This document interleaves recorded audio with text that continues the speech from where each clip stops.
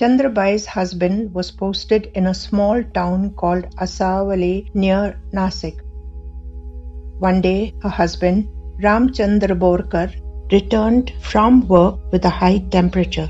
Chandrabai was extremely worried as there were no doctors nearby, nor was medical aid easily available. Chandrabai had some of Baba's Udi with her. She had immense faith in Baba and knew that the Udi was a panacea for all maladies. She made her husband as comfortable as she possibly could and sat beside him. The temperature was 103 and was steadily rising. At about 2 a.m., her husband fell asleep, so she curled up at the foot of the bed and took a nap. At 3 o'clock in the morning, she had a vivid dream. In the dream, she saw an old kafni-clad fakir who said, "Bhai, don't be worried. In a little while, he will perspire profusely. Apply Udi all over his body, and the fever will abate. However, do not let him go out of the house after 11 o'clock. Then the fakir disappeared. She followed the instructions and her husband started sweating profusely at that time. She wiped off the perspiration and applied Udi. Then she told her husband about the dream, but her husband lacked faith in Baba.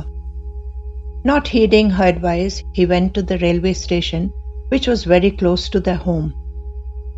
At that time, the passenger train going to Mumbai had just arrived. From her home, she could see her husband standing on the tracks and talking to his friend. The mail arriving from Manmad was approaching on that track to the station. Her husband was oblivious of the oncoming train. Chandrabai from her home watched the train hit her husband. She shouted, "Baba!" and lost consciousness. A short while later, a porter came to her home and told her to bring her husband home as he had broken a bone or two. She immediately thanked Baba for saving her husband's life. So she, along with the servant, went to the platform. A lot of people who had witnessed the accident were marveling how the train, instead of running over him, had knocked him off to the middle track that was empty at that time. Chandrabai brought her husband home and laid him on the bed.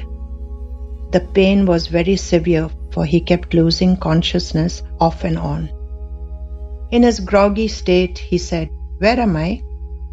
"A fakir has stealthily crept into our house." Chandrabai reassured him, saying, "That fakir is our Baba.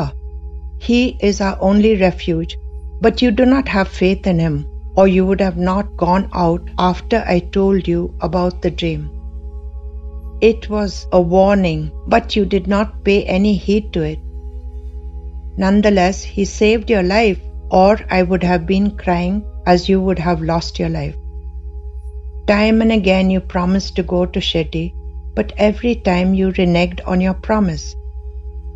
At least this time I hope you keep your promise and go after you recover." Her husband finally promised to do so. Then he said, "Is your Baba in Shirdi now?" Chandrabai replied, "Yes, he is in Shirdi and also with me. Otherwise, you would have been run over by that train."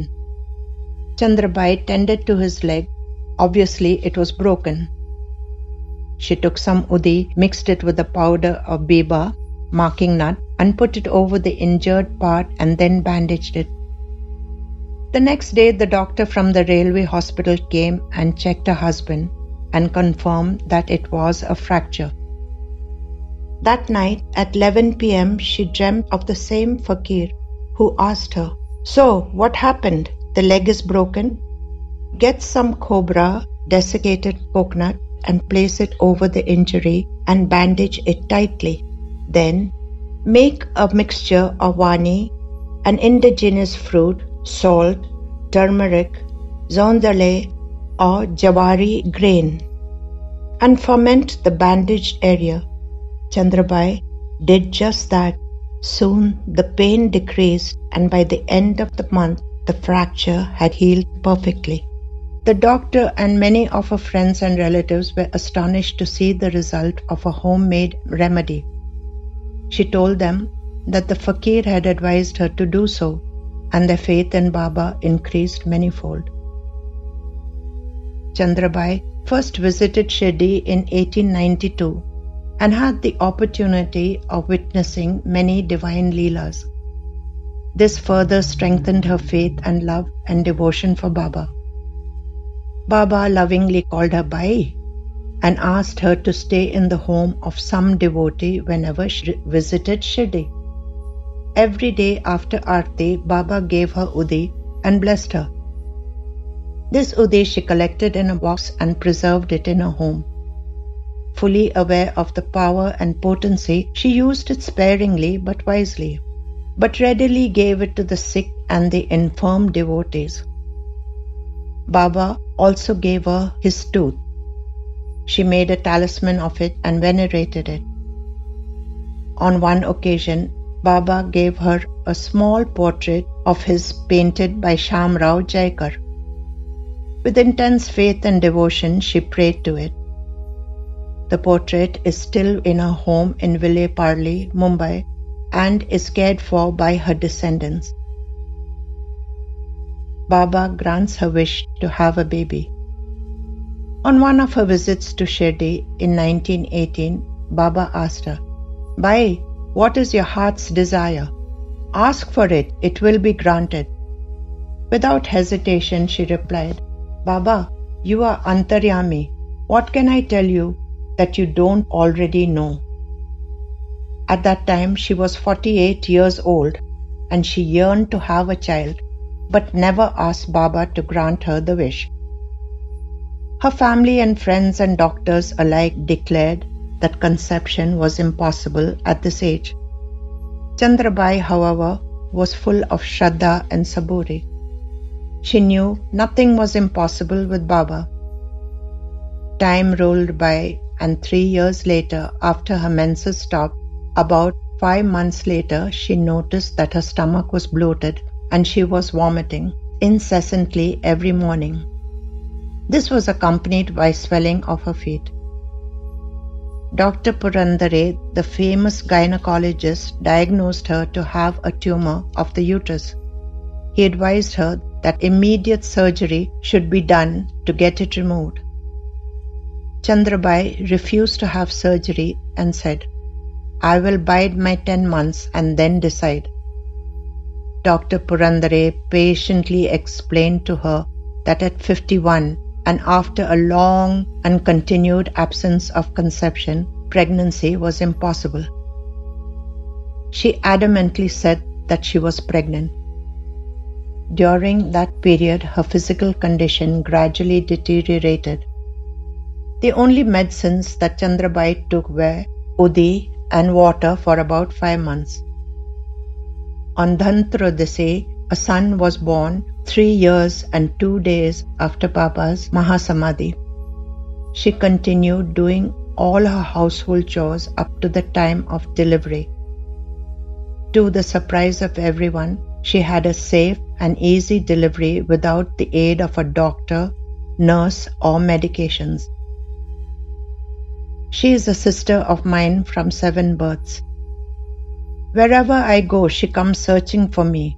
She was my sister for 7 generations, said Baba to Dixit about Chandrabai. In July 1918, Chandrabai visited Shirdi. Baba turned to her and said, "Bai, you need not take the trouble to come and see me here henceforth. I am with you wherever you are." His love and compassion overwhelmed her and she broke into tears. After getting Udi from Baba, she went to Panchgani. Although it was serene and beautiful, she was restless. One day, she got a letter from Kaka Dixit stating that Baba was often thinking about her and that Baba's health was rapidly deteriorating. Immediately, she went to Shirdi and was there when Baba took MahaSamadhi. She was fortunate to give him some water at the last moment, as did Nimunkar. Then Baba leaned on Bayaji Appa's shoulder and took Samadhi. The descendants of Chandrabai still live in Vile Parle, Mumbai. She has built a beautiful temple of her Ishtadev Sai Baba adjacent to her home. The temple is unique as it houses an idol of Baba in the famous Dwarkamai pose. With great devotion, daily puja with all its rituals are performed there. This information was taken from Sai Leela, Ank 9, Year 3, 1925.